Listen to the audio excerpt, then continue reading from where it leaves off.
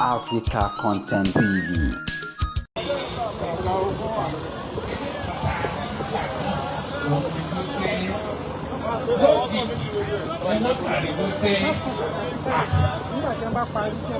Ọwọ́ agbára dìde fara ń bọ̀ lẹ́yìn owó púpà sí ní níwájú níbi tí kò ti sí ọ̀nà àbáyọ kankan kò sí ọ̀nà àbáyọ kankan ní ibi kankan ní àkókò tí à ń sọ yìí ikú òun ni wọ́n ń retí ikú ni wọ́n ń retí ní tí a kàn rí ni wípé lójijì Ọlọ́run sọ fún wọn ní ẹsẹ̀ kẹẹ̀ẹ́dógún wípé kí ló dé tẹ̀ ń ké pè mí ọ̀yá ẹ tẹ̀síwájú wọ́n sì tẹ̀síwájú wọ́n kọjá nínú Òkun Pupa níyànpẹ̀ ilẹ̀ wọ́n kọjá níyànpẹ̀ ilẹ̀ nínú Òkun Pupa ní àkókò tí ìṣẹ̀lẹ̀ yìí ṣẹlẹ̀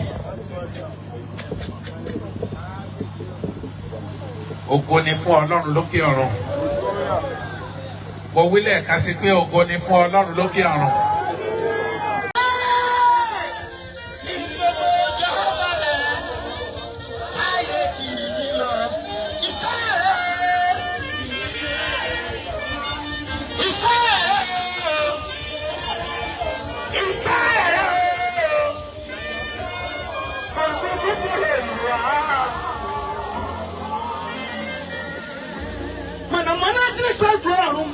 Elédùmarè ọba oníbú ọrẹ ọ̀kà ìkálà òkìkí ọ̀kàtà òkìkí òkìkí kìmọ̀láyà tí ó ké Ọlọ́run gbòòrò òkú àgbẹ̀ níṣẹ́ Ọlọ́run ògbó ti ìṣòro wa ìrẹ́ ló pé ní Ọlọ́run èmi rí o bàbá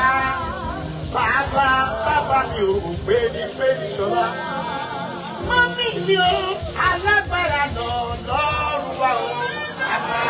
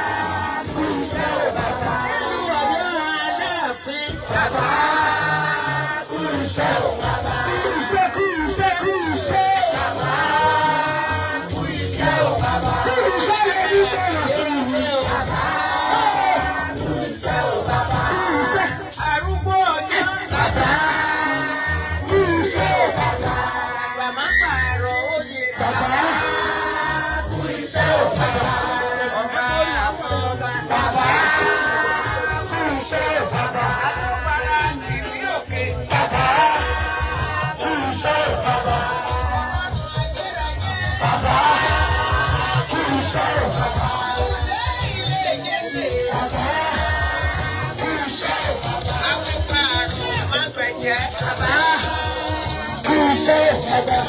Arúgbó ìgbàanì. Bàbá kú iṣẹ́ bàbá. Ọba lánàá ọba lónìí. Bàbá kú iṣẹ́ bàbá. Ọba títí láéláé. Bàbá kú iṣẹ́ bàbá.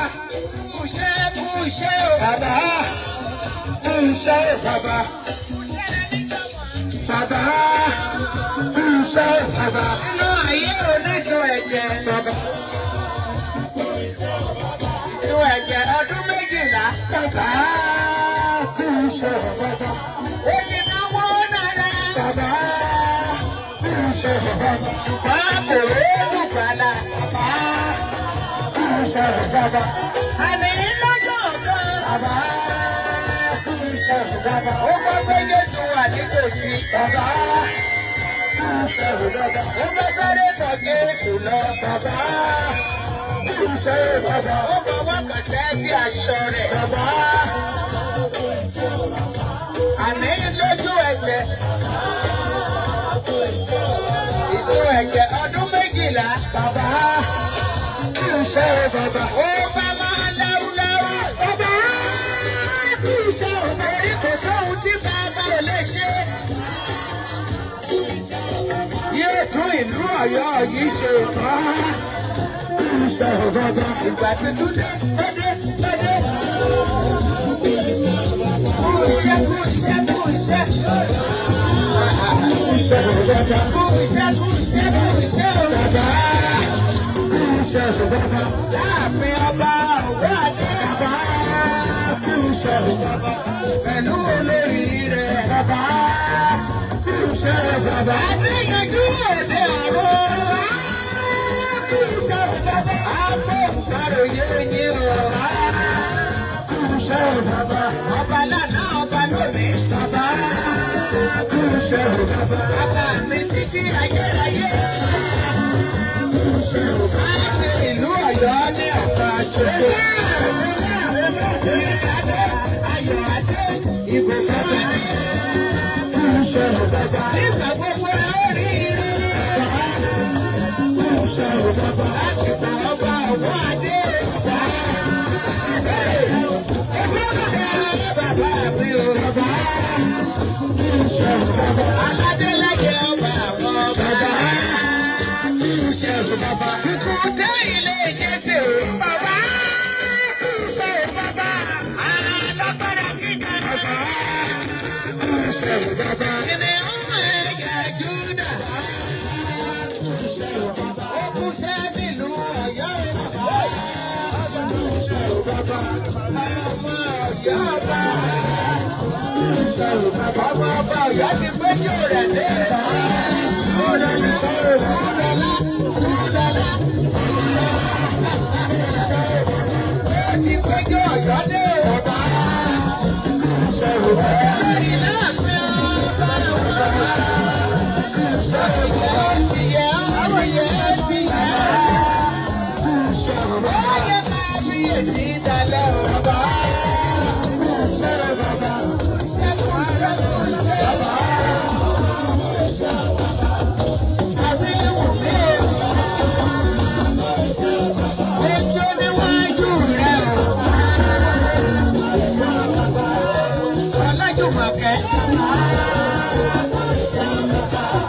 Ìyàwó àdé. Ó kú iṣẹ́ lórí ọ̀rọ̀ yín o.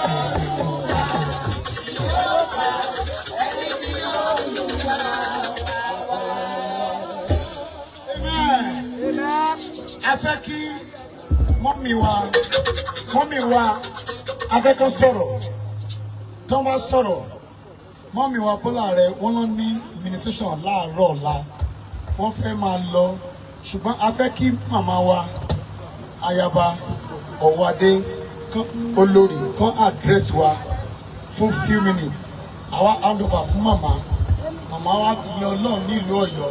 Yes, sir. Even if you do not have the Spirit of God, you will know that the presence of God is in this place. We cannot utter of praise in this Oyo and Oyo remain the same. It's not possible. Ayaba, over to you, our mother. We give you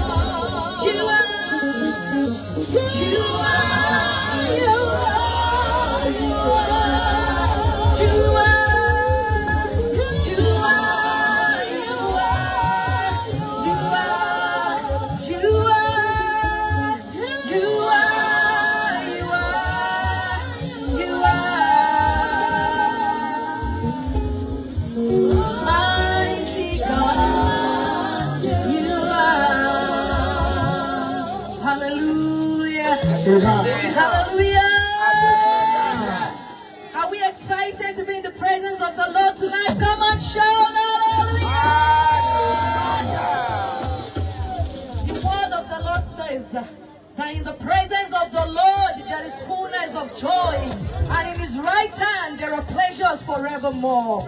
Indeed, our God is alive. Our God is alive. Our God is alive.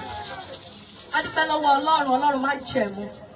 Kìnìún ẹ̀yà Júdà, àtórí ẹni tí ò sunwọ̀n ṣe, alára gbàyídá, Alpha àti Omega, òun ni ìbẹ̀rẹ̀ àti òpin.